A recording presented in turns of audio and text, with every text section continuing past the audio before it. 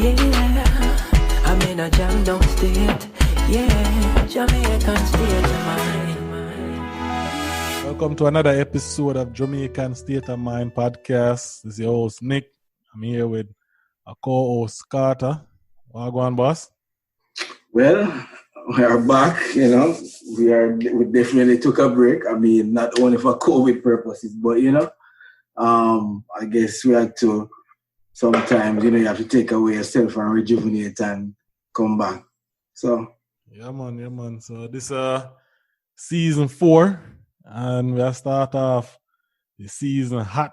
We have a guest with us, somebody, I guess the person behind at CurrenttingZ on a Jamaican, the Jamaican top site them, blog site them.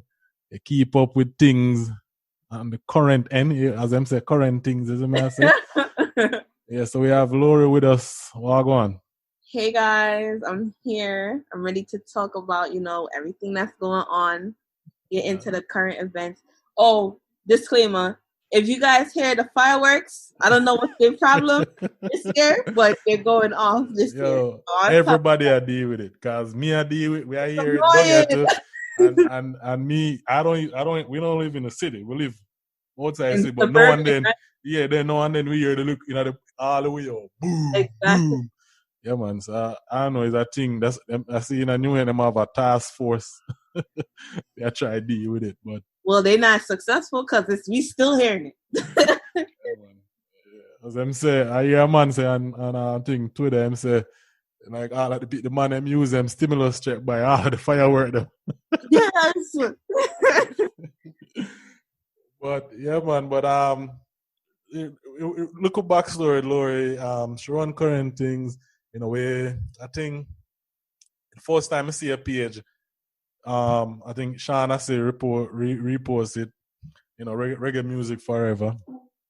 And as from there, so I start following, I'm see you jump from a few hundred to a couple thousand followers, you know what I mean? So see you start a thing and the thing shut off, so congratulations on that, Thank you. It definitely did shut off real quick, I would say. I recently gotten back into my old account, and I saw the progress. Like last year at this time, I was like 6,000 followers, and now I'm like at 19. Yeah, wow. So it was like, wow, like to see that, it's like, okay, I'm going somewhere with this. 19,000 followers? Yeah. That's great. You have to tell me about your strategy. Yeah, but it's one thing, let me say, like, me used to see you flood my feed. I say, yo, where you find the time and the thing we are post and I can't, with all of these news and events and current things I report. I don't know what you do it because we can't do it.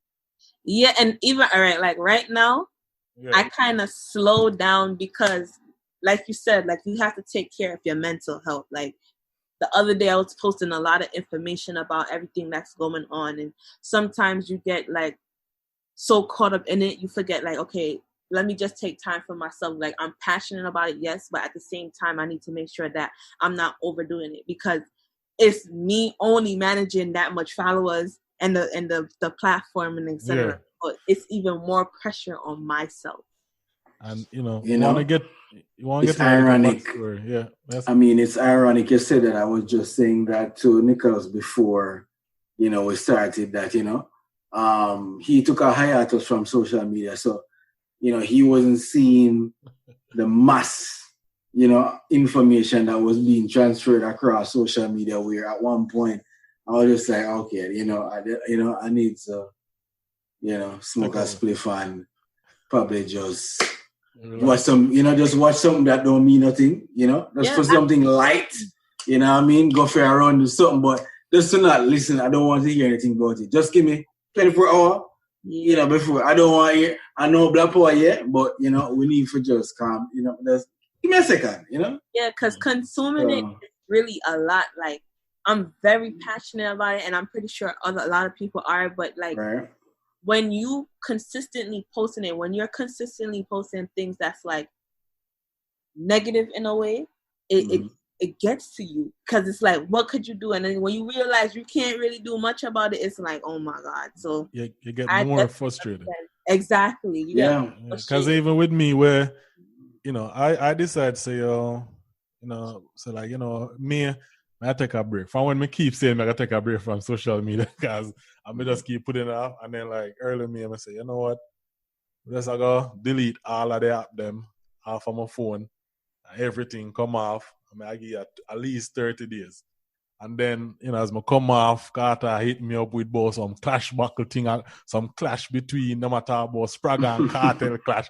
I'm a finger them up, so you need to go back and see what I go on. Yeah. So I'm gonna stay away. And then when you have the Bounty and Beanie right. That's Epic. So me just use my wife page me use and I watch it. I say, yo, I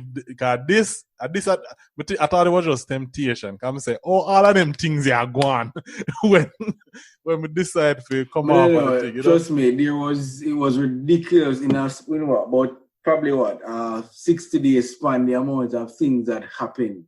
Yeah. With that both good and bad. So be on a note, even before we say we'll come back with season 4 started fun.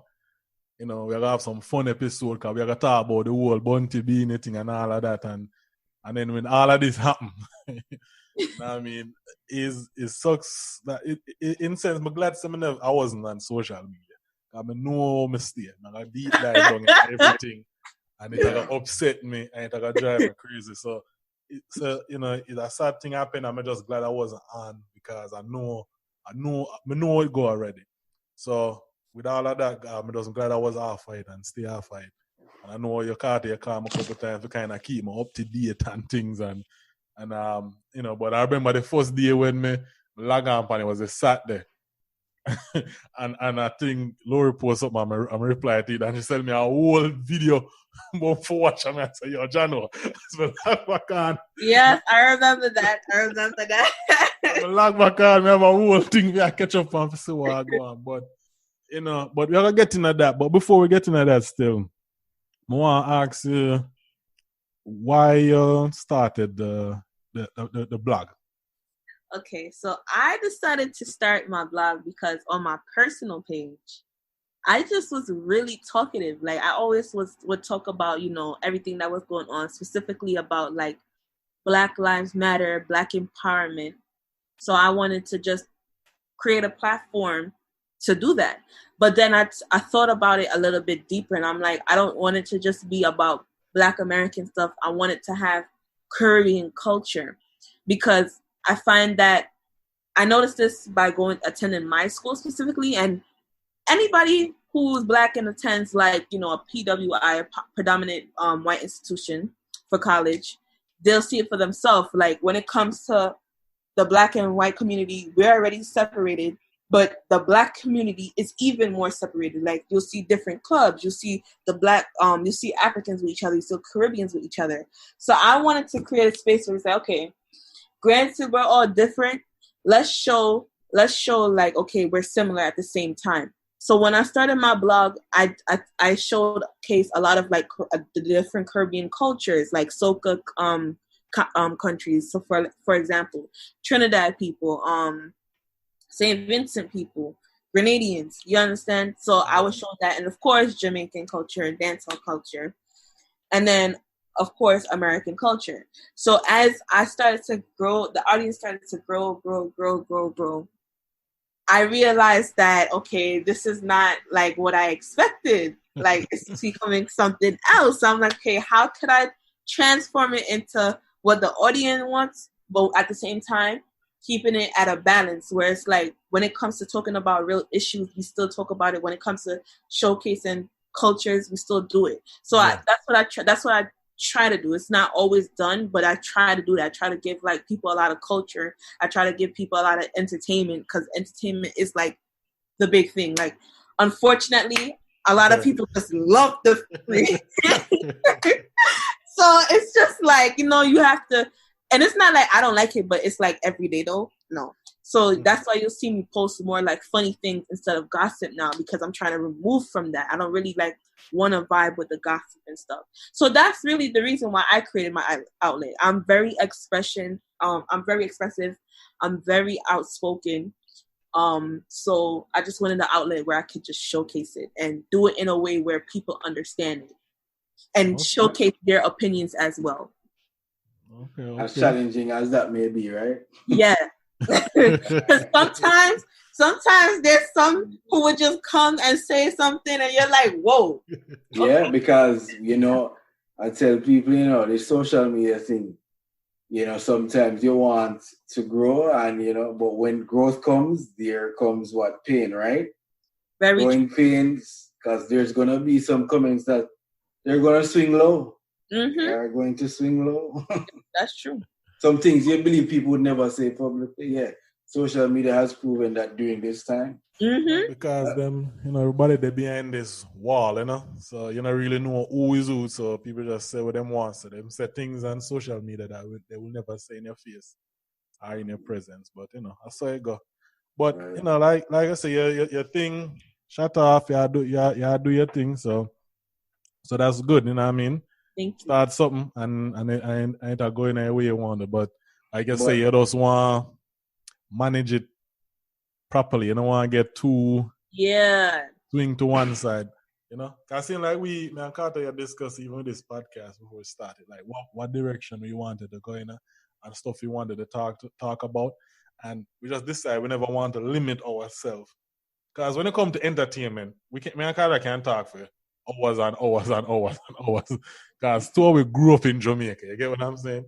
So we grew up through the whole dancehall culture, the whole stage show vibes, the whole going to half a cheese dance. It was like babies at the time where it was at its peak, honestly. Yeah, so but we decided, say, just like you, we want to talk about stuff. Can you even listen to some of our conversation? We talk about stuff with not everybody, at least within our community, talk about. You know what I mean? Right. So that's what we try to do. We don't really do like the gossip thing too. Yeah, all right. Like for me, I could sit on other pages and watch it, but doesn't mean that I want it to promote it and stuff. Nah, like I kind of like talking about like the real stuff that people need to talk about instead of avoiding to talk about. All right. Well, so Lorraine, so you explained how you started and what the direction that you started and what changed it, but before you got to even that part, like tell me a little bit about yourself, like how where you're from, what influenced you, the influences. Well, I'm from Brooklyn. My parents, not even just my parents, my whole family is from Jamaica. The entire family is from the same district in Jamaica. So it's just like a lot of like family orientated and a lot of culture that comes with that. So you're a Jamaican. Yeah, to the core. Okay. Okay. What part of Jamaica? St. Catherine. Barton's, the countryside of Old Auburn. Okay. Well, I'm from St. Catherine, Portmore. Oh, okay. Yeah. Okay. Portmore City. I'm the only Kingstonian in the building, Yeah. Kingston City. 11, 13, and 20.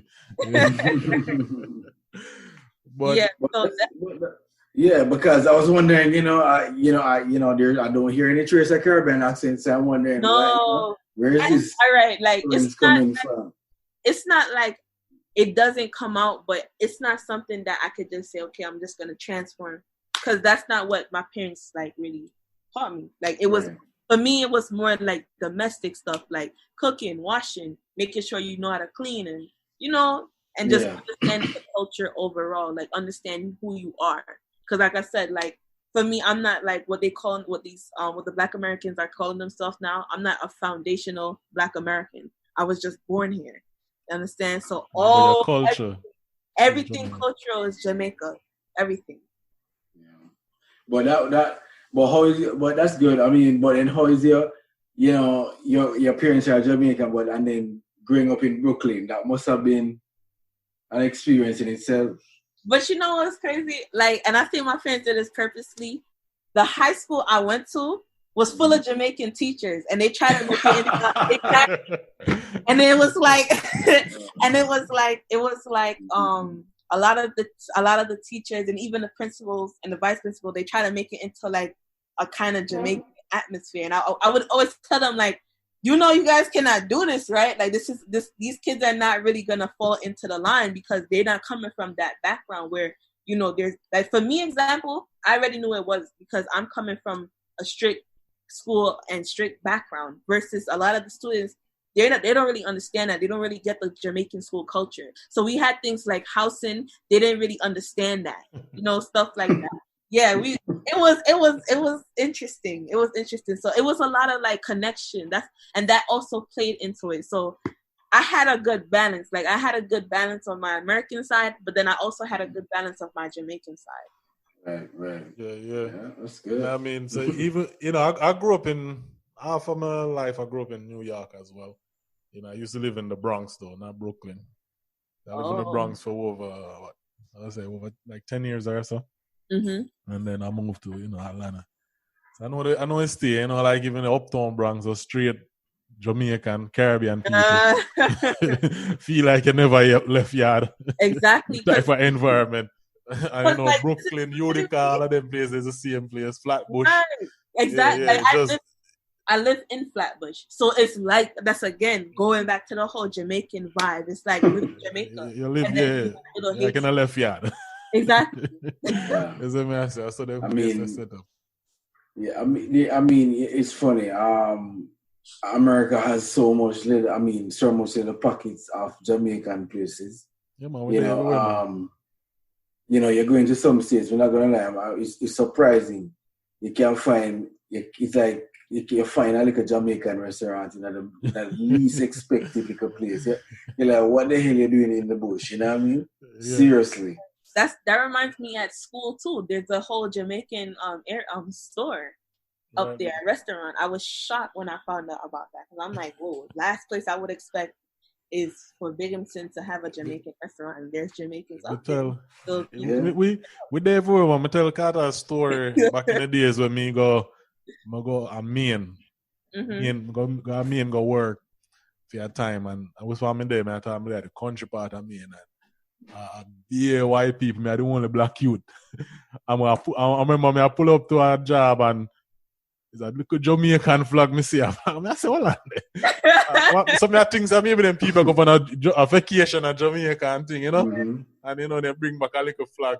Because I tell you, say, me did the flag for a month. I'm gonna say no other black person. You understand?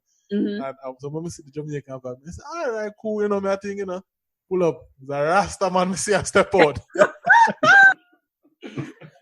And when I say, yo, who that, and and in my talk, I must say, you must say another black youth, black person. So come out and in my talk, and he says, I'm a Jamaican to say, you don't know me make film day now, Yeah. Exactly. My talk, I so crazy, me in my talk, and now come to find out, film brother know my father. So me there, me call my father, and my father talk on the phone. I'm just say, it's just crazy. It was like a small world, man. Small world, But let's get into some things now, Lori, because want to get your, me know your opinion already, because I'm a follow you. Yeah, I'm a person. So want the audience know what you think about everything, what's going on. If you can just put it in your perspective. Oh, what do I think about everything? I mean, like we're concerned with the whole police, the Black Lives Matter movement, and what's going on right now. I can't say I feel overwhelmed because it's like I don't want to feel this way, but it's honestly the truth. Like it's becoming kind of a norm, which is sad. You understand? And for me, it's more of a feeling of frustration. Like, we see this happen, what's next? That's how I'm thinking consciously. Like, what's next? What's after the whole protesting? What's after that? Because protesting is good and all. We're getting our voices out, but what are the action steps to go forward? So that's how I'm currently feeling. Like, I'm just frustrated by it because it's like it's becoming repetitive at this point. When I was in school, the first issue that made me really, really recognize the issue was with Trayvon Martin. You understand? And it was the similar situation. Protests, people out on the streets marching. You have people who's doing rallies over and over. You have people who's who's advocating on social media. And then when it comes to the time where, it's the case and the trials and stuff, it goes nowhere. Right now, I'm waiting to hear about the trials with the police officers. One already got off, and is off on bail. So it's just like a slap in the face. It's like where's the progress at this point? And I think that's what we as Black people we really need to focus on. Like, what is the progress at this point? What are we doing to try to be progressive and not just only rely on the government? Because to be honest, for me personally, at this point, when it comes to the government, it's just like a waste of time. Like, what are they doing to help improve our lives? That's where I'm at right now. I totally agree. I'm gonna even jump as far as when you started off with the Trayvon Martin point, when the guy who killed him still walking around among the street. Mm-hmm. Like, you blatantly killed that kid because he was walking with a hoodie. Then here we are again, 2020. Ahmad jogging, black man jogging. Guess you can't jog no more, right? And then as you say, I am right there with you again. Like, I mean, I wasn't born here. I came here in my later 20s. In 2013. So by that time I was like about 26, 27. So, my experience is different coming from the Caribbean. I went from prep school, college, all of that, worked in that country. So growing there as a Black man, our population is majority Black. So your success is based on your education and your assets that you attain in that country. It's never it's more of a classism than a racism thing. It's either you're broke or you're good. And then it's also, of course, there's a little bit of colorism. There's always there's songs in the dancehall that talk about it. The guys loving the light skin girl and all that shit. So it goes on and on. But even then, the same another point you made. The protesting, I mean, we grew up we learn, the only thing in the Caribbean is that we learn the history that we start here. I'm thinking these white people really wiped out a lot, because what we were taught is a whole different ballgame. Because when I come here, they pitter patter it and paint it with a paintbrush and make it look good. Oh, the white people did it, and I'm like, no. Y'all were killing people. What the hell? No. Y'all was raping and killing, and all these Spanish people that they, how their race or ethnicity was made because of rape. Yep. Rape. If you read in the real history, there was no Hispanic or Latino. That wasn't in existence. They raped. Right. But that's how that was created. So, it's a mixture of white and Tainos, and that's it. That's it. And Black too. So, You see, like when you see the good thing with some of the stuff you just says that your experience, you come in 2013 when you already, developing a certain way, like I say, you went to college and everything, a yard and a work and all of that. Lori, you born here. You are young in the thing. You're young in. You should have turned 21, bro. Yeah, I'm here. Oh, shit. Yeah, so. Oh, damn, I feel old, bro. God, damn. Yeah, but we give him age. Damn.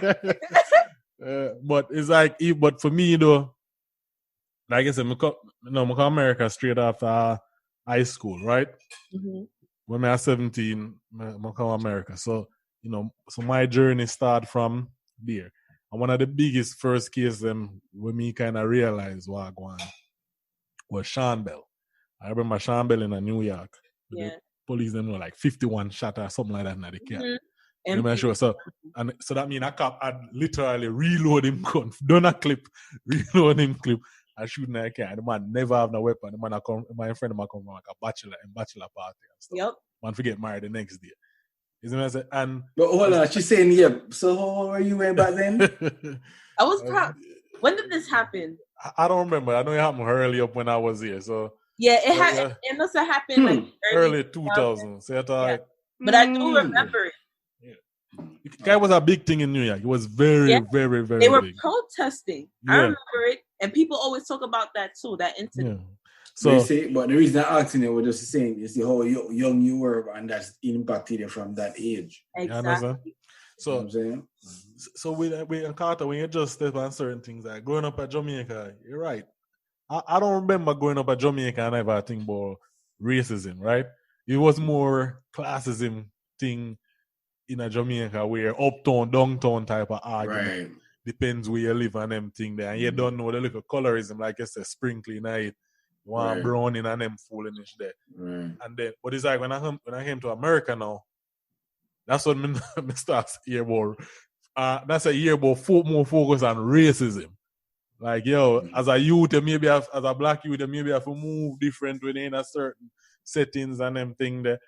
And it was a kind of weird for me if even adapt. Because it's like, all right, we grew up at Jamaica, the history we know, we're very aggressive because I tell people, say we learn about the Maroons and then people, whenever we learn history, we celebrate people who actually fight. You get what I'm saying? And slavery was abolished in Jamaica before the States, so that was no joke, You understand? I will fight for winning. So it's like we grew up different. So it's like so when I come to America, I never see people different in the sense that you are you and me. You get what I'm saying? We know we have different races, but we never treat nobody different based on what you look like. You see me I say? But then when you come to America now, the system of a way for kind of just when you don't make you realize that, yo, man, you're black. You're black. Damn. Yeah, man. Calm down, son. Calm down. Yeah. So it's like when they start, and then it's like, but with me still, I'm trying to never get too lost and focus in it. Right. It's like me as a man, like I said, we come from a culture. Me as a man, I was in tune with history. Me as a man grew up in, most of us, Carter. Jamaica is a Christian country. We don't even want to go in there, but it's like Rastafariism and them thing there. Like we sit down and we listen to the songs. Then when we listen to the people when we talk to, like the Rasta man them. So we have a sense of self-worth. You get what I'm saying? So nobody not gonna really with consciousness. Right. So nobody not gonna really play with me and make me know say, let me feel be little. But at the same time, the system all make you know that. The base man, how you interact with police. The way when you go, if you go in a store, the downtown, when you go in a store, a Manhattan and them way, the people way different, like, for day in there, so like you can't afford wine and them thing there. And so it's like them subtle thing they start creeping in your head, you start realizing. When me do even American history, I start learning American history for the Confederacy and all of them thing there. And when you see like the Confederate flag, still a wave high in some places, even on some state property and them thing there. And when you see places name off of the, I say, them things are just subtle, just a reminder, like, you're black. You get what I'm saying? So when me just say, so if you grew up in a country and if you're not strong-minded, make the effort to understand your history, I can understand how easily you can feel defeated. Yeah. You understand? Because everything just subtle. It's subtle and you may not think about it, but when I start realize all of them things, it just kind of have that effect on me. And that's where I started to, like, you see what you just said? I got that woke-up call when I went to college. Because before college, like, you're aware of it, but you don't really take it serious until you really start learning the nuance behind it. So when I started to learn about like the school to prison pipeline and seeing the correlation between like my middle school and high school, how my middle school, you guys know Erasmus? Mm-mm. Say that again? No. Erasmus, Brooklyn. No. Oh, okay.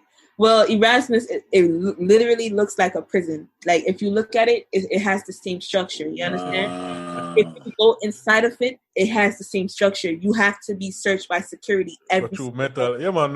When remember at Bronx, I did go to, we call it John F. Kennedy. Mm-hmm. I forgot through like metal detector and them search and them thing. Them, I'm like, wow. You're always through the hallway. You'll always see security. So when I started to learn like the nuance behind it, it's like, oh, this is a way of preparing people mentally and subconsciously to be disciplined in the manner of where when they go into like institutions like prisons, they're so they're so trained for it. It won't be like an issue for them because they already have this concept in their mind. They're institutionalized. Even the painting on the wall, bro. Exactly. In the summer school, the painting on the wall, like the little brown, like even to this color.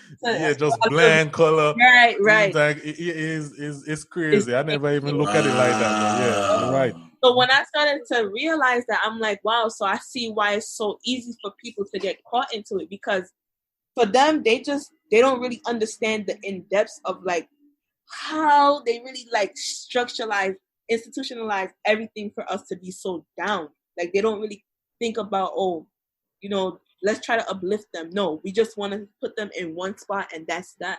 And that's what's really the problem too when it comes to the criminal justice system in America. Like a lot of people are not aware of the tripling effect, like the domino effect, like what's gonna happen to them. How do they try to set them up into these traps? But that's crazy. Mm-hmm. I mean, you guys went to high school there, but so it looks like a prison, and then they have security guards and security guards. You're always way and all of them things. All of that. And then if you left school early and you're under a certain age, them literally arrest you and them thing there. Right. Like, and it's like when you go to college, you see how like they literally set you up in that way because certain things I see the white kids do, I'm like, yo, why are y'all talking when a professor is teaching? Like, I don't have any manners. But then I'm like, wait, Lorraine, they weren't taught that. Like, they were more expressive. Right. They were more taught to be expressive, free-spirited versus us, discipline. You must listen, and that's that. And it's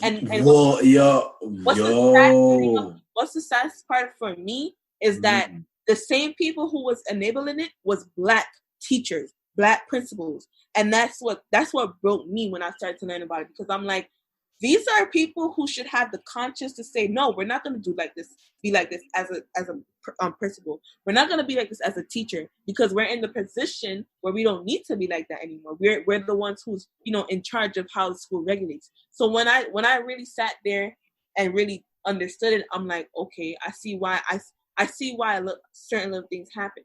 And then not to say every religious person is like that, but I also see where that Christian Jamaican mind, because like I told y'all, my middle school and high school. You're going down a wormhole here. I'm sorry, but I gotta say it. Okay. Yeah, man. But my middle school and high school, they're my principals, and they were fairly, Christian. So I understood automatically. Like when I started to really understand the whole structure, I'm like, okay, this is why they operate in this way. Because when I think about like the Jamaican school structure, it's similar. Like when you look at England and how their schools are, it's disciplined. It's not very disciplined. No, it's not as free, and it's coming from that. They wear a uniform just like us in Jamaica. Exactly. Yeah. So, which to me is not a bad thing. You get what I'm saying? Because so one of the things I'm happy with that I grew up in Jamaica is that certain discipline is kind of ingrained in us. Like when we're going to school. I mean, Carter went to the same school. It was an all-boys school also, Calabar. You know what I mean? So yeah. So straight discipline, black shoes, black belt. You better not come with no other color. Khaki uniform. I remember when we just started, you have to make sure you see him in your pants and all these things. Yeah, that was ridiculous. Down the middle. So that's damn. Yeah, that's the type of structure we grew up under. So it kind of helps us, especially in the professional realm. Well, you know, at least for me, kind of help in the professional well, or for bring yourself, or for present yourself in a manner, or for argue a situation. Because one of the things growing up and going to Calabar is that you have to know for defend yourself, not just physically, but verbally. You have to know for take talking, and you know you have to know how to deal with that type of. It's like I come American and talk about bullying and them thing there. Right. What they call it here? Roasting. Roasting and listen, when I hear people roast here, listen, me tell you something, it's man. Nothing. Sometimes listen, man, I remember days at Calabar, sometimes people say something that, listen, if you have a weak heart, you cry. You cry as a man. Because something like, and they don't stop you. It's not like, listen, man, if you don't have thick skin, you will not survive. So that kind of, because once they crack you once, if they crack you once, you know, oh God. You're done. For the whole 5 years, that's it. You're done. There goes your life. That's it. But like I said, the condition what we got through, and I want to jump back to what you said earlier, where everything just seemed upon a loop where a black you will get shot, a protest, nothing happen, and you know then it happen again, and we protest. It's just this loop where constantly going on, and you know, like me as a person, we identify a problem. You know, even our career, we identify a problem. One of my job is to find a solution to that problem. So we try to bring that in the real life. So even when we see with this going on, we know what the problem is. You know what I mean? So we know we identify the problem, but what are the solutions? What are the like I mentioned with politics, some of the stuff them going on, where them are do, some of them not do nothing. But why when me focus on is like, all right, what is with the term I always use, Carter, control the controllable, right? What can we control as a black community here in America? Like what we can do from that point. Like, you know, we understand police are going to be police. Say politician are going to be politician. What we can do right now as a community, at least in your opinion. Stop spending money in these companies. Right? You hit it.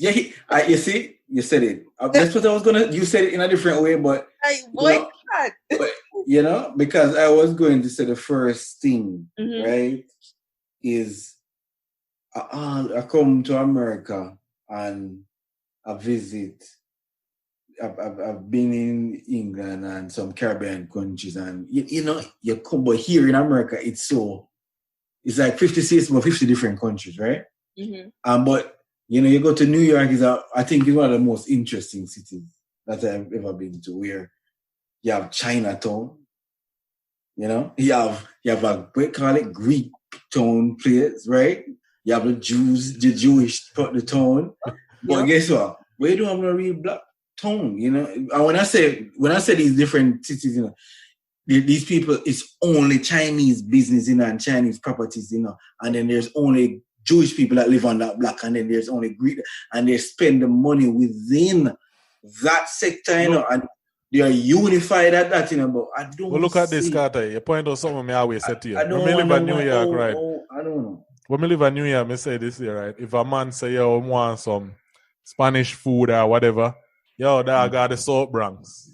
Spanish Harlem, right? If you want some Italian, we know, say, go Pelham area in the Bronx, whatever, right?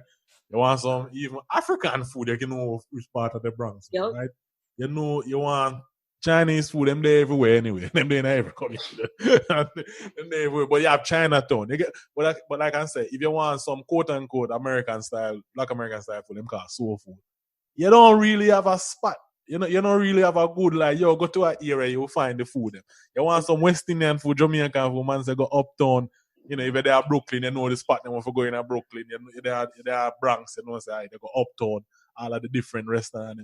So it's like I said, we don't know when a man say, yo, just on a restaurant level, we don't start up on that business in the front. It's like when a man say, yo, he wants some you know, some soul food, some collard greens and whatever it is, and where you send them. You get what I'm saying? The business, you don't have it. Exactly. You understand? And that really falls back to like real estate. We don't own nothing. No. When you check it out, like, all right, for example, Flatbush. Flatbush was a predominant Black community, especially like Caribbean, heavily Jamaican area, and Haitian too, right? You come to Flatbush right now, you're going to be shocked. It's corporate. Yep. It's a bunch of white people coming in the area.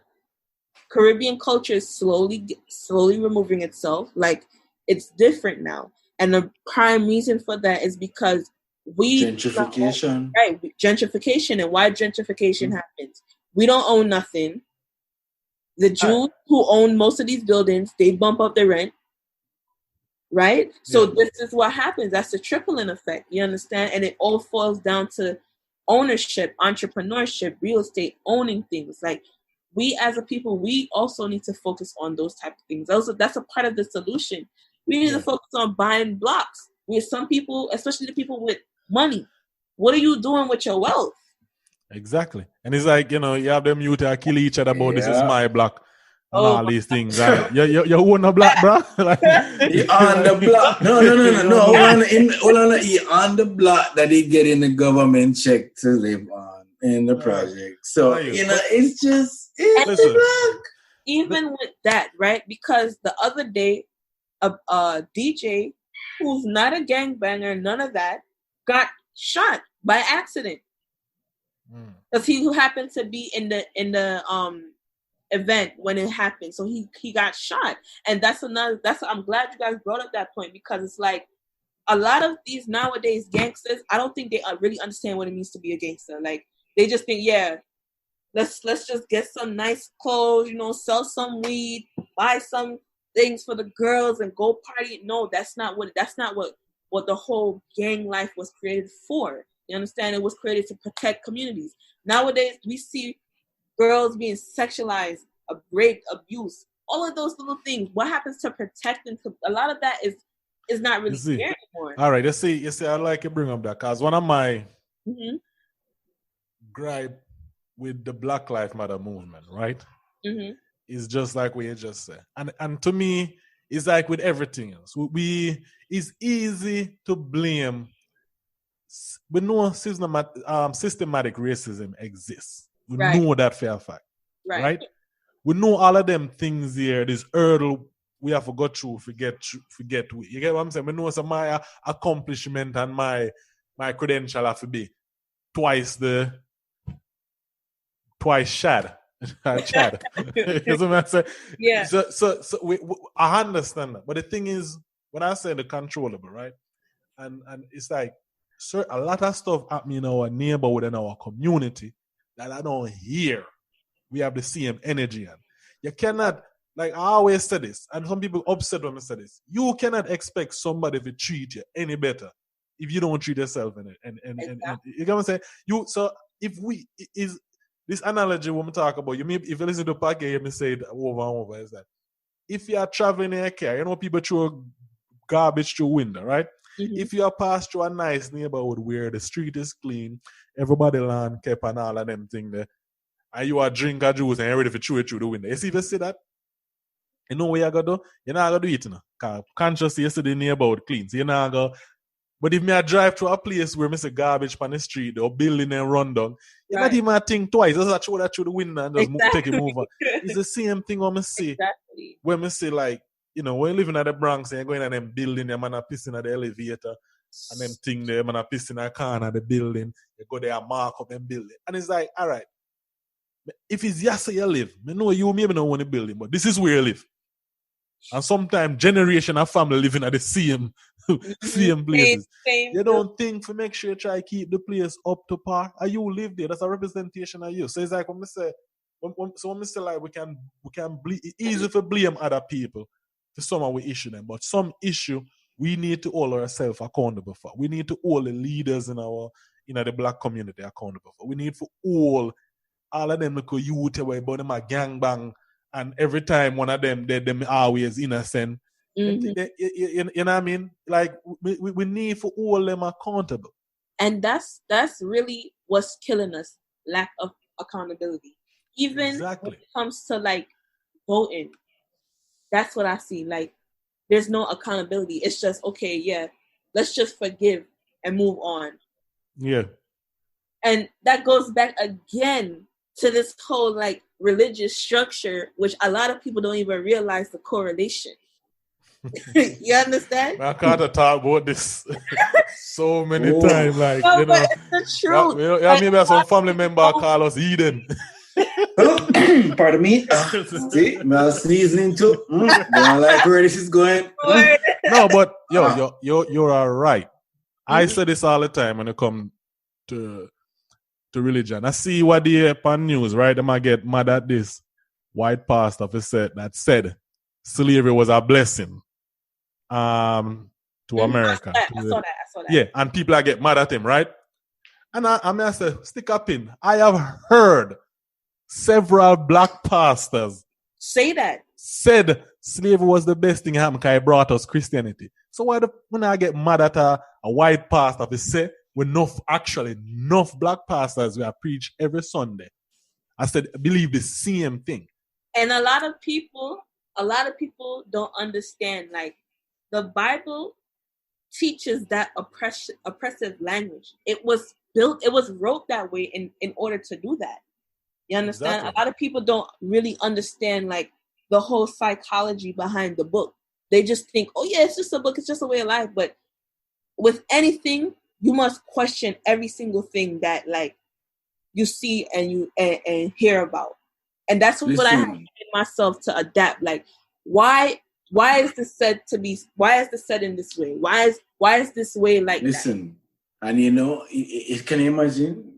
You saying this now, probably if you had said this a couple of decades ago, would have been killed. True, but it's true. Yeah. And it's serious, you know. It's funny. I think, you know, I'm not going to get my age again, but I would say, I remember, you know, I think it was probably, you know, like what we'll call you guys probably call here the 13th grade, upper 6. Yeah. You know, high school, the 12th grade. Yeah, I remember. 12th grade, yeah. You know, when at that point, you know, you're thinking about whether you should either, you know, go into the workforce or go travel or go work or you know, whatever it is. So I remember, you know, they had some guys who, you know, were probably 2 years away from us, and some were working, some were going to college, and then we come and talk to us and, you know, kind of give us a feel of what you know, what it's like.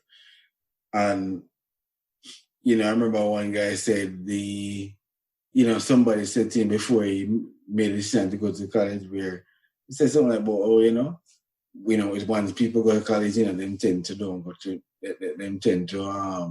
church anymore. Some bullshit like that. And so about it, they become and then they become atheists and all these things, you know. So I'm like, why is that? Or but you see, when I you know, go in there and thing, and you know, what college forces you in it, as you said, to question things. Mm-hmm.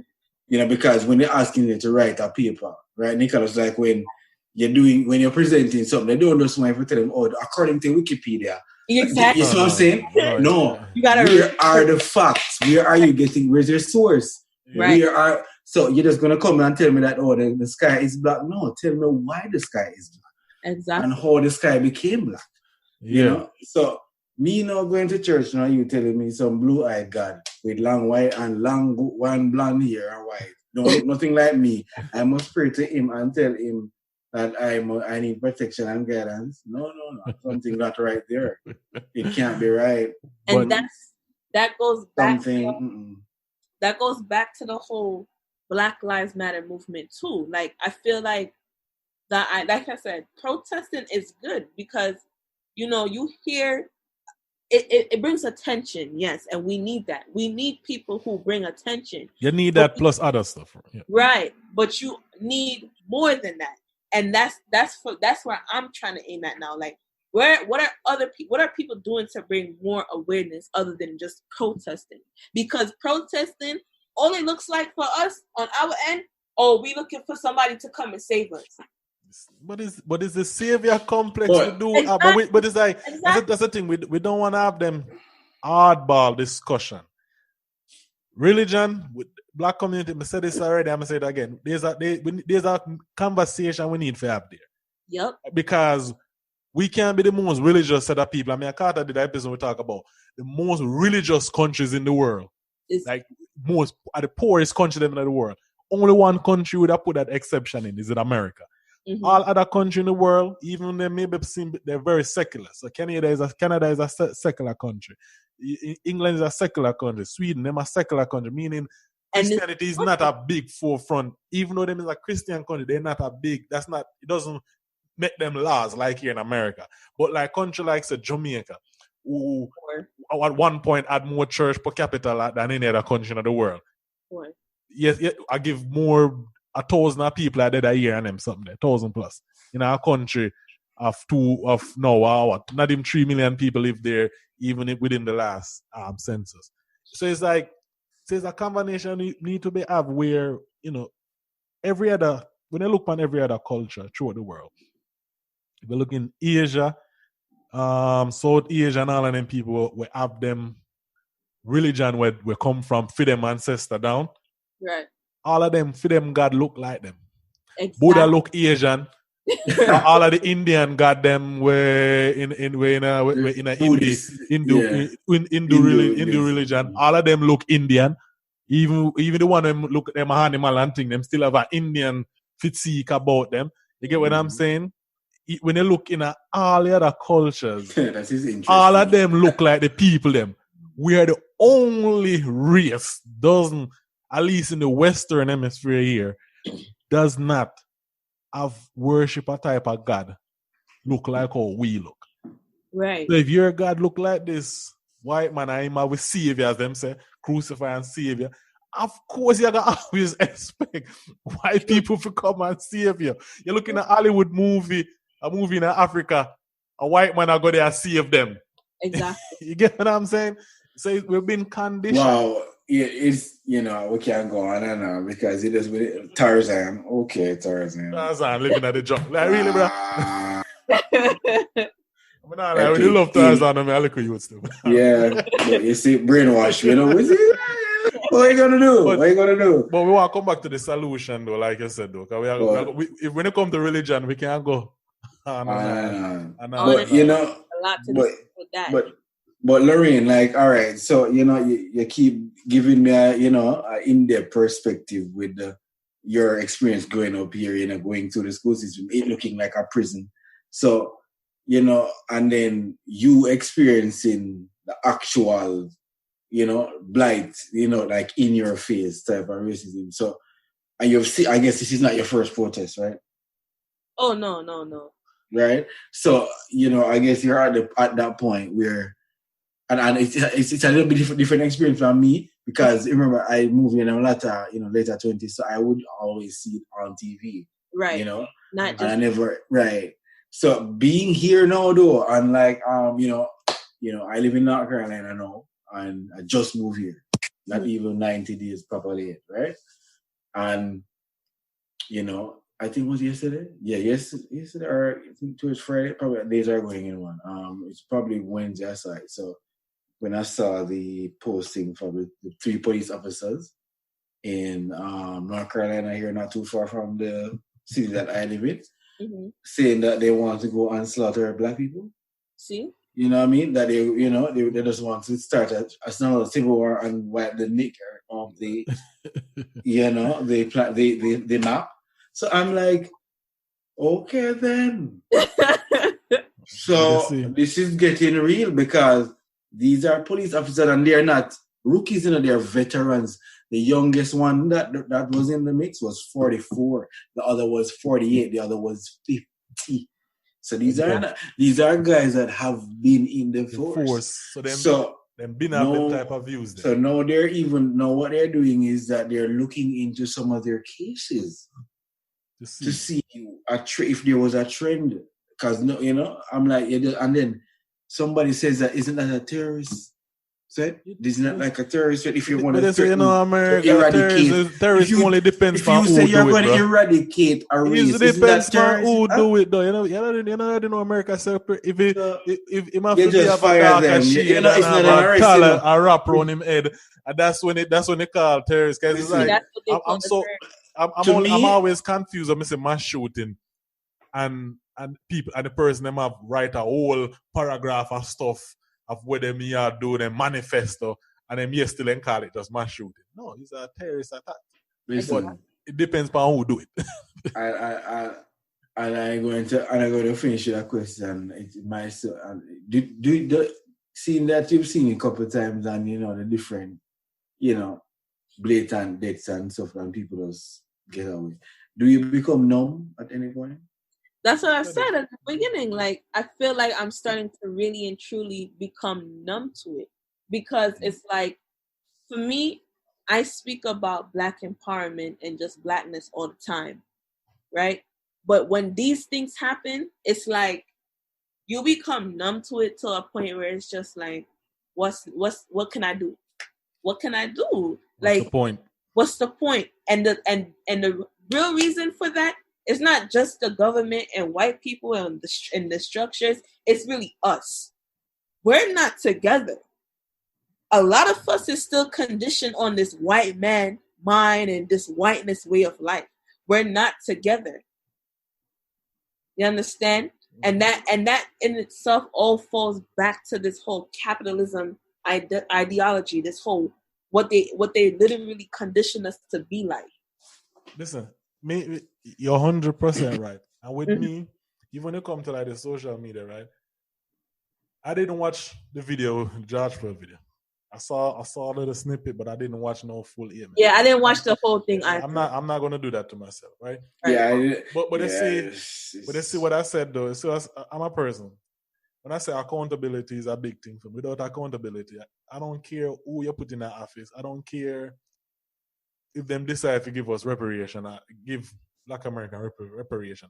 It doesn't matter if we ourselves not fix the issues in our community. Exactly. None of that no matter. Because, and also when I see people, even Black activists and them people, so-called Black activists, if you only make money, why stuff like this going on, there's no incentive for you to help change the community. Some of these leaders, have been leaders for years, always there in the march and I think some of them love it. And I think some of them like to put this narrative like we are Black people, this struggling thing, because it make them money. So that's why when it comes to some of these movements, I'm not, I really, I post stuff, but I don't really post all of them stuff. And you know what's crazy? Yeah. No, you can finish your point. Yeah, that's what I'm saying. I don't really post stuff because stuff like that, because I look beyond. I don't work. I try not to work off emotion. Right. You know what I'm saying? Because I understand the news media, social media, all of them things I can get the emotion while up. And once you off for emotion, you will never make the right decision. You can never make a good decision off emotion. Mm-hmm. You understand what I'm saying? The only time emotion you can make a good decision after is maybe if your life in a fight or flight situation. You get what I'm saying? you get what I'm saying? But in general, you will never make a good decision of emotion. And I think that's what I see with the Black community here, is that everything is just half of emotion. Some of the demands doesn't even make sense. Even I understand when all right, put it in a perspective like this. America have 330 million people. Black people is only 13% of that. 13%, 1-3, including us here. Black Afro-Caribbean. 13%, only 30-something million Black people in America. At least based on the government census, right? Mm-hmm. So in order for, so two things what I pointed out. So in order for we want to make change, we have to be either a very close-knit community where everything work off in the sense that anything we're gonna do, everything it have to be calculated as a community so we can have power. So even if it's come to voting, spending money, all of that, like how most minority community run in America. The Asian community, the Indian community, all of these people, from Southeast Asia. They're very strategic in the way them move in the country. The Jewish people, they move in a specific manner. So the fact that we as black people, we have to move like that because we are only 13%, bro. And so for the first thing, we have to move like that. Very, very, very, very militant in the sense of we do stuff. If we want control. You understand? Or the second thing is we have to acknowledge that we need allies. You get what I'm saying? We need allies. So we cannot cancel everybody. If people make mistake and them come around and them try help, see what them help and hold them accountable to that help. You get what I'm saying? But the fact that I think most black people live in an urban area. The fact is, we do live in most urban area. Black people typically live on the East Coast or the West Coast. Right. We don't live in the middle of America. Majority in the middle of America. So sometimes I think we have this illusion that we are a majority. Or there's a lot of us. Exactly. But we're not. And those numbers are slowly decreasing. So that's what I'm saying. So we have to think about how we are move on forward. We are going to hold these people accountable who are so-called leaders to push us in the right direction. We are going to vote in a manner where it makes sense for us. Because if all of us scatter out and I do the same thing, and even when you point out not voting, it sucks. But even right now, we are protests for police reform. Only people that we can do police reform is them elected people. You get what I'm saying? I had a conversation with a youth the other day and they say, gay people get more rights than us and rate 10 and always still a struggle. And I say, what gay people do? They organize. You have several groups that represent their community. You have several groups who lobby and who back candidate. Who said them are going to support them community. And that's money. So if we not decide if you have like a pack groups, somebody for lobby for black people and actually, you have to spend, America is fucked up. So you have to spend money. You get what I'm saying? It's a capitalist country. It's a capitalist country. So you have to. So if we not decide to do that as a community, like that, and I think, what's your name? That girl, she did on the Breakfast Club, Ebony Williams. She said something even similar to that, where she said, we have to sign up, we have to have whatever we have to pay, $50 a month to them people or whatever, and them are the people that will go, all right, what we want? We want these 10 things on the agenda. Which politician we are going to spend money towards for them back them agenda there? Exactly. We not in the game. You understand? Protest now go do nothing. It's not, and that's and the other day I was watching something that it was based on it's a YouTube channel called I Never Knew. I think that's what it's I Never Knew TV. Yeah. And Aras was saying that, like, he was like, protesting is the voice of the voiceless, and I was like, wow, like he's not even lying. What is protesting bringing us? Well, what is it doing for us? And this goes back to point two. The only thing I will do though, in this whole protest thing, I've never, I think in my lifetime, and in my what I can remember myself is this protest is like worldwide. It's the biggest like I've seen where this one thing, because I think the COVID helped it. The fact that everybody was so, locked up in the, our quarantine and just in tune with what the social media was punching out, and, it just spread like a wildfire. Like, it was surprising to see, like, all over the world people were protesting because of George Floyd, and just the fact that there were other things that in the midst of it just kept sparking, because not only him, like things started popping up here and there, and like, oh shit, that happened. And then, I don't know, people are just bringing up things, but then here we are, I'm going to say, all different races together protesting, and it was surprising. Like, I was watching certain things and I'm like, damn, some of these white people are going a little bit too hard. They're going harder than the black people. So I'm saying, like, I need to calm down. Like, this white girl, she was, listen, I saw that you see the girl that got punched in her face or some shit like that? Yeah, and there was another one who burned down the Wendy's in Atlanta.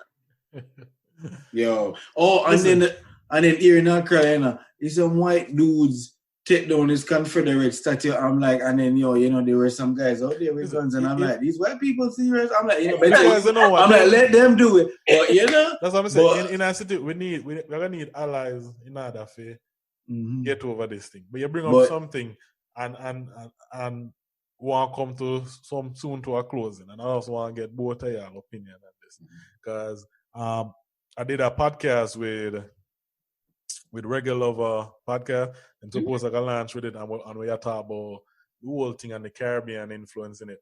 And one of the questions is, I want both of y'all opinion on this.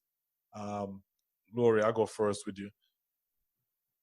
What do you think about, like I say, the protest is worldwide, right? Mm-hmm. All of them countries are interval. Can we stick up in and just keep it to Jamaica, right? What do you think about when you hear Jamaican basically a protest America and I talk about the police in here and how the society is messed up here? What your opinion on that?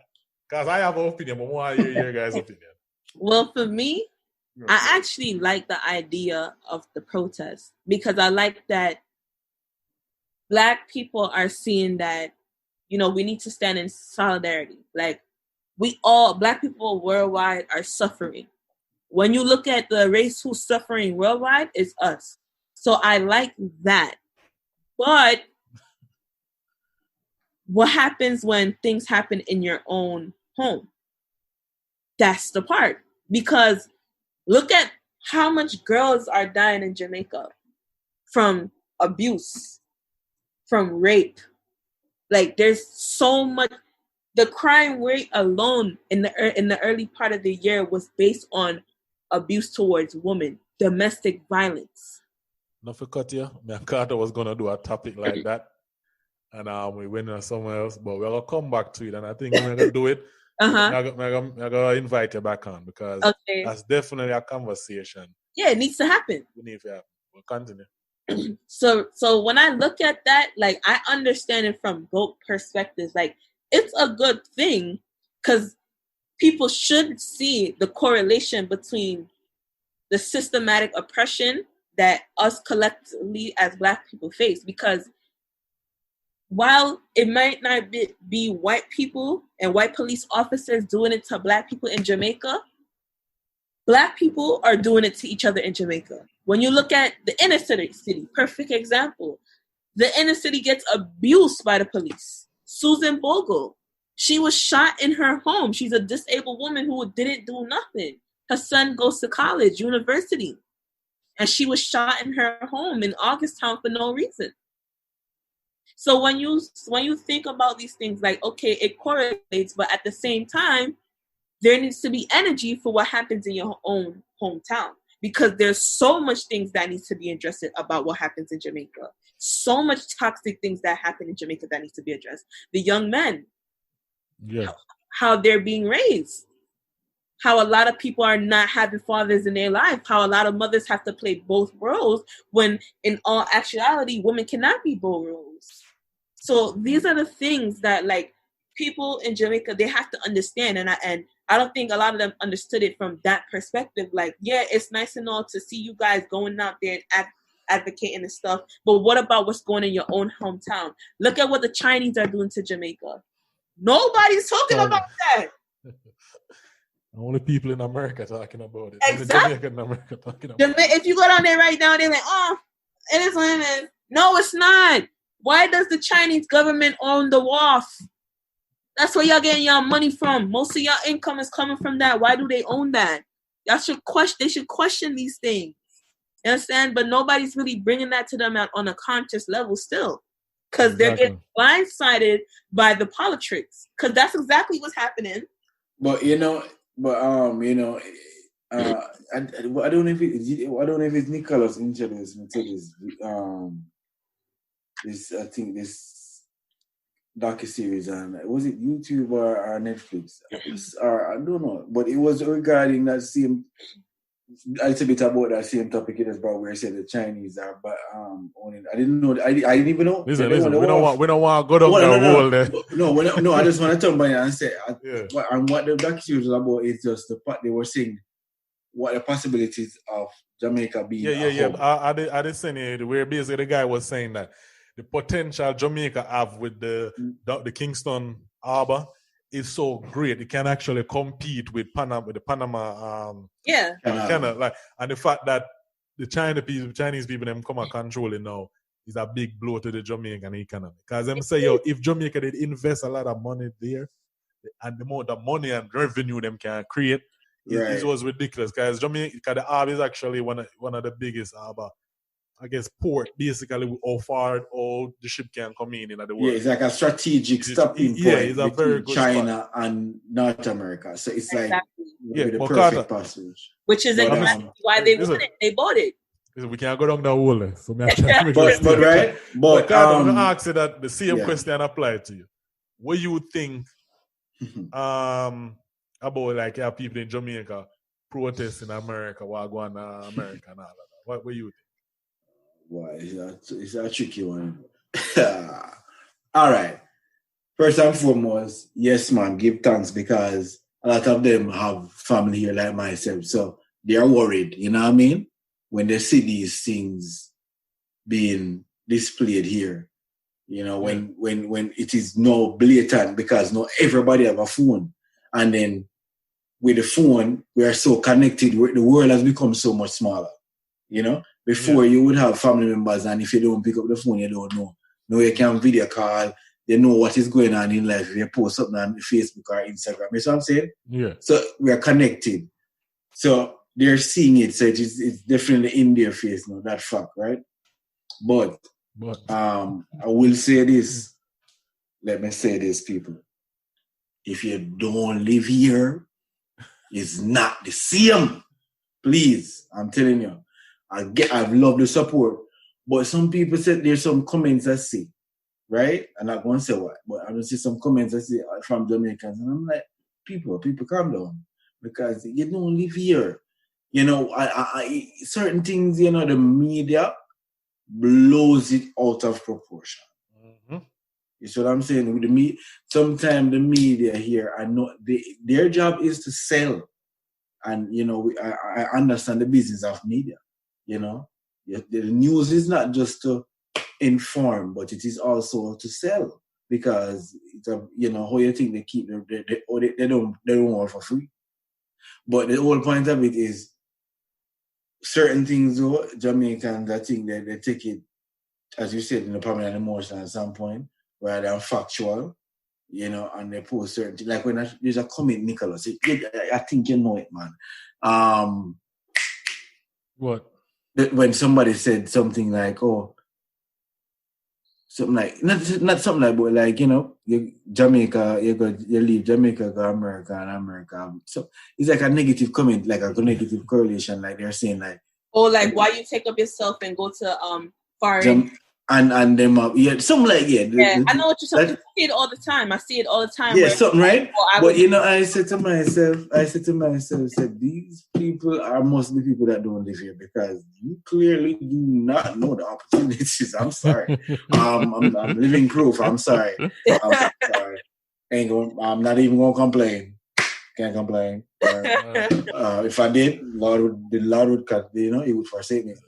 But what I'm saying is, you know, be careful how you jump to conclusions. You know what I mean? Do just like us here. You know, do research before you just jump on something and then make your judgments. You know what I mean? We are here if you want. You can talk to us, ask us what is really going on the ground. Because sometimes I see something going across my timeline and I say, you know what, I'm not even going to address it. Yep. Leave it as is. Because we have enough problems here already. You know what I'm saying? Yeah. So, with that, it's like a double-edged sword. Yeah, we're grateful for the support, but you know, some things, if you don't live here, you know, it's a little bit halfway to comment. You know what I mean? Yeah. All right. So let me give you, to want to make good, valid point. Let me just call it, let me just put in a one, I'm going to call it, a lot of people are throw a rock in a glass house. That's all I see. You know what I'm saying? We grew up at Jamaica. We know how messed up the culture is. We know how messed up the policing and everything is. You understand what I'm saying? So, yes, you can comment. It's a connected world. Anything happen, you see the video, you feel away, you can comment. That's fine. But the fact, Mr. Some man I go hard at America, which majority of them would have run off if they get the opportunity to come here. One. And two, the things them I am able to accomplish as a youth from the ghetto here in America. If me would never accomplish none of them things there in Jamaica. Mm-hmm. Period. You understand? Don't say that. No, Don't me I gotta say that. Don't say You understand? We have one of our good bridging. One of our good bridging them were smart and everything. Them man they still have to migrate and I do pretty well for themselves. If you're that Jamaica, if the only way I get to I have friends. No. I have friends. No, we have friends back home that are doing very well. Listen, and them from the ghetto. Me from Olympic. No. None of them man they from. Well, none of them man them man on the quote unquote uptown side. Uptown is part of Jamaica. No. Listen, we have friends from Calabar that you know that come from tough areas. Grand Spain, all about. Come on, they are doing well. Where in Jamaica? Yeah. Where? You forget some of the people where I go to school, I can't call them. Listen. Me don't know no man from quote unquote the garrison of Jamaica. Cannot call it. Listen, Portmore in a garrison, Portmore in a garrison. We have friends from Grand Spain. We have friends from, listen. Bridging from Grand Spain where I do well, the man there they are fired. You see what I'm saying? You're not one person. You see, listen, let me finish my point. Let me finish the point. Used to go to your friend who come from your area, I don't know when you used to live near down to when you Olympic Garden. No, Sherlock and doing the park. But see, doing the doing the park and then play. If you have to doing the park, Sherlock, Cove, them place there just on garrison. When me there at Jamaica, them place there wasn't garrison. Listen, me never got Sherlock though. Listen, when me talk about Kingston 11, when me talk about Olympic Garden, Kingston 30, when me talk about Chisholm, them place, the Maxfield and them place they are garrison. No youth from them, it difficult. Crazy. Yeah, I'm not saying that. No, I'm not saying that. So listen, but I'm saying majority of the youth. Just like here in the projects, the odds are. The odds you can. I don't believe that. It depends. The pathway is there for you to come out that project. You now here in America, your address now gonna stop you from get a job. Yep. Okay. Jamaica, you literally address gonna stop you from get a job. There was a big thing Jamaica when with the COVID situation when them couldn't really find people right address because a lot of people were living at the ghetto. They might use them friend uptown address in order to get work and them things. So them thing. So that's what matter about stuff like that. Them thing they go on a yard where you can't. If you address a certain place, you will never get a job. You understand? You have to use people address. So I'm saying America not designed like that. So if you come here from another country, and if you look at the majority of the Fortune 500 countries them in America, they either first or second generation immigrant because people come here and if you want to make a life for yourself, you can work hard and you can take yourself out of certain situation. The possibility is there. That's not there. The ladder is not that clear in Jamaica. You understand what I'm saying? So back to the point I say is, people can protest and can do whatever, but we live at Jamaica. We witness and we hear and we see what police killing will happen when they justify them come with the same story. Man shoot fire, 2 shot at us and return fire.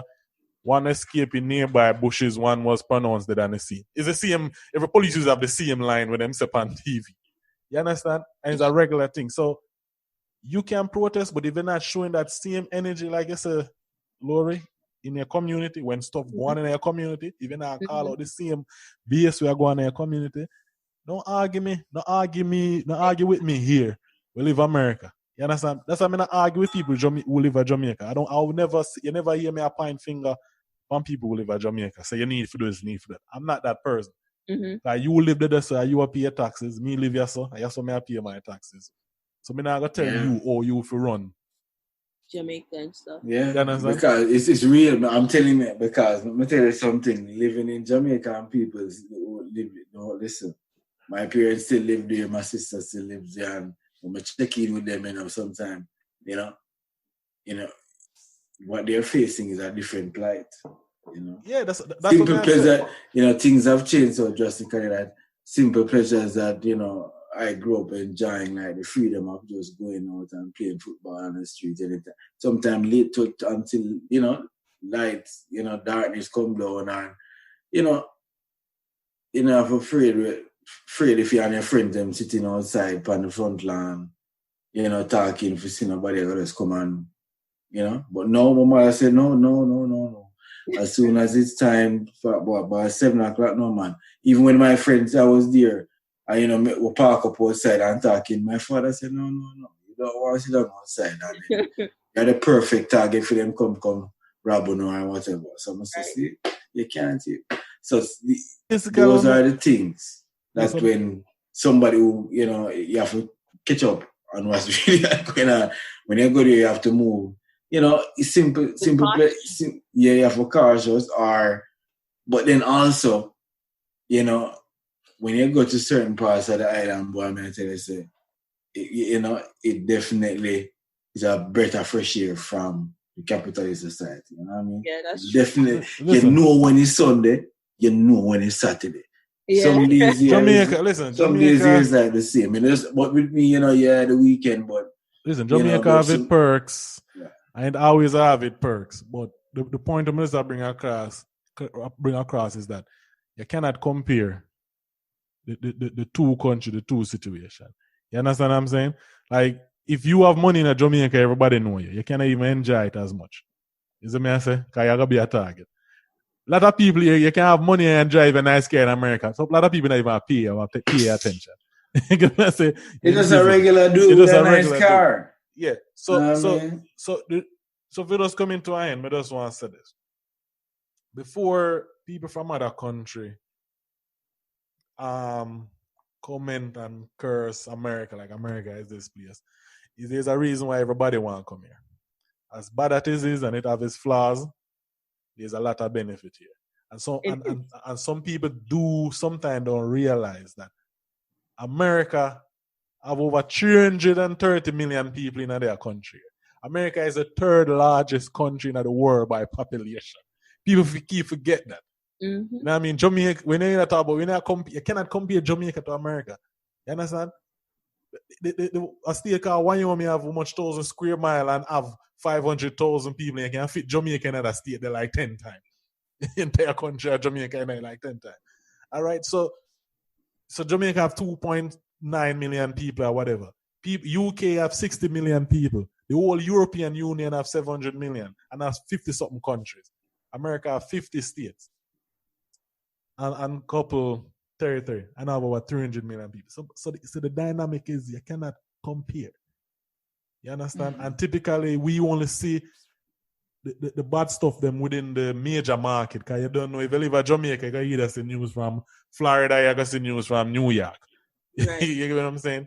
So you got to have that type of perception of America as this. Well, no. It's the dynamics has changed because remember social media. Yeah, but it's social media. Very in tune. No, but Carter, what I'm saying, even you in America here have social media, and you still don't know what's going on in Wyoming. You still don't know what's going on in Colorado. You still don't know what's going on in Montana. Because it depends. You still don't know what's going on in Nebraska. So that's what I'm trying to say. That's what I'm trying to tell you. In Alaska. That's what I'm saying. America is this. Different countries come to one as a union. Everywhere is different. So I'm saying you cannot compare where you sit on TV with a small percentage of what's going on in a bigger country. That's all I'm saying. All right? But I want to run long. But we still are going to upload it this year. I'm not think we're going to break our one up, Carter. Yeah. Let people enjoy that good long listening. It's a seasonal opener, man. All right. True. It's a seasonal opener. But Lorraine, I will definitely catch up on your content. Thank you. So that I can get a better understanding of where your interest and what you seek to achieve. Yes, You know, definitely. definitely we support you. But you know, thanks for coming on. It was definitely, you know, refreshing. Yeah. You know, to have your perspective. You know, and as always, the queens always represent. You know, when you guys come on, you definitely speak your mind. So Yeah. yeah. Yeah, man. So yeah, man. Good talk. So, Laura, before we wrap it up, you want to find me the people them know where them can find you, contact. Sure. So you guys could find me at CurrenttingZ, CurrenttingTingz, and that's on Facebook, Twitter, Instagram. Instagram is the biggest platform and the most engaging. And yeah, you guys can interact with me, talk with me about anything. My inbox is open. I do look at inbox. Please do not send me foolishness though. Because there's some who just like out of pocket. But for the most part, it's a really nice, I'm really nice. I'm really open to speaking with anyone. If you want to dive deeper into these issues, I'm open to that soon. So yeah. All right. All right. Yeah, man. So I appreciate you making the time. I know it was for an hour, but we kind of went over conversation gone. Yeah, it was a good convo. That's what good convos do. Yeah, man. That's how it go. You even watch the time. You know what I mean? But definitely, I have you on back, man, because some conversation, some topic we want to discuss, what we think. Your perspective good on it, because like I said, we grew up in a Jamaica, so sometimes we can have a bias.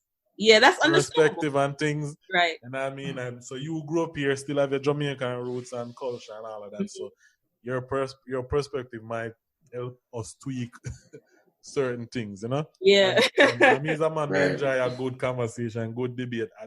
We don't have to agree on everything. Right. That's what brings good convo. Like when you hear different perspectives. Right. And I heard this person saying, so your argument cannot be solid if you cannot argue both points. And that's how I always approach everything. Like me can argue, I can argue for or against any topic because I try to learn and I try to see both sides of a situation. Right. You know what I mean? True. So yes, people, we're back, and I guess this one was a long one, so it's a good treat for y'all. Y'all can listen to it. Most of us not doing nothing. Someone's home. Some of us are even up on a long drive. You know, them vacation, they look nice out there and cheap, but Corona still a story down. A steer pan with a screw face, a dare us. But we look on them package, boy. I don't know. If Corona wasn't so bad, we'd go on a trip. But you have to behave yourself. Summer, but yeah, but yes. So remember, people can reach you at Jamaican State of Mind pod on Instagram, J State of Mind, and Twitter. And just go to JamaicanStateOfMind.com where you can find all the links. Oh, and I forgot. Don't forget this, dog. We launch a website with the merch. We got some Jamaican State of Mind products now. It's still building. If you go to JamaicanStateOfMind.com, you see the link that says get your merch right there. You know what I mean? Click the link, you can go get some products right there as well. Some little J design. Feedback welcome as well, because I want to do some more design and stuff. So, if you have any feedback for us, let us know. Nice. And when you follow me up on Twitter and Instagram, might run a promotion over the holiday coming up, we see. Yeah. But yeah, man, definitely go check out the merch. Some nice little shirts and things, man and woman thing. You see me?